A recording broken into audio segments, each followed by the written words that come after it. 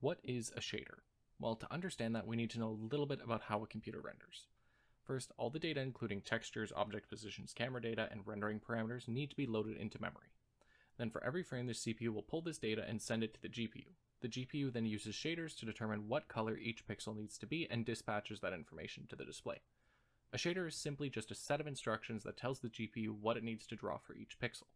Shaders themselves are written in a shading language. This language is compiled and run directly on the GPU, and they're often just simple operations like addition and multiplication. The advantage of being limited is that they can do many of these operations at the same time, billions to trillions of them per second. The most used language is HLSL, which is a Microsoft product designed to work with DirectX, and it's very similar to C in its syntax, with some additional helper functions built in.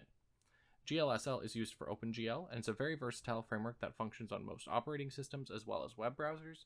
It's almost identical to HLSL with a few limitations. There's also MSL, which is exclusive to Apple and similar to C++, but oftentimes MSL shaders are just compiled from HLSL or GLSL code. These shaders provide the instructions for what the GPU needs to do to figure out what color a pixel needs to be. Since these shaders are just instructions that are cleared every frame, you can't store data inside of them. Instead, we need a material. Materials are data containers which hold information that the shader will sample at runtime to do its calculations.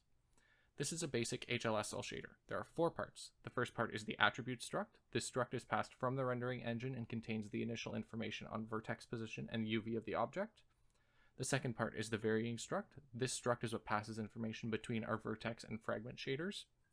The vertex shader deals with mesh geometry. It runs before our fragment shader and determines the positions of the vertices in space so we can determine where a face lies.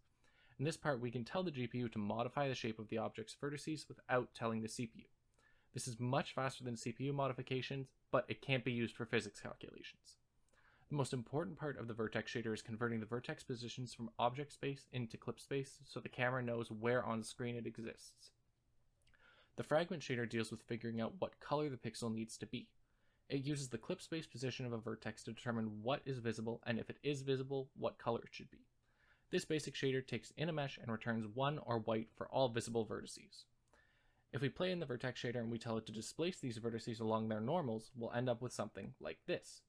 If instead we swap this to the fragment shader and color by the displacement value, we'll end up with something like this.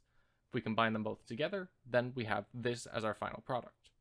That's the basics of shaders. This was a super simplified explanation, and there's a lot more to it when you start considering full render pipelines and render passes, but I hope this helped you get a better understanding of what exactly a shader is.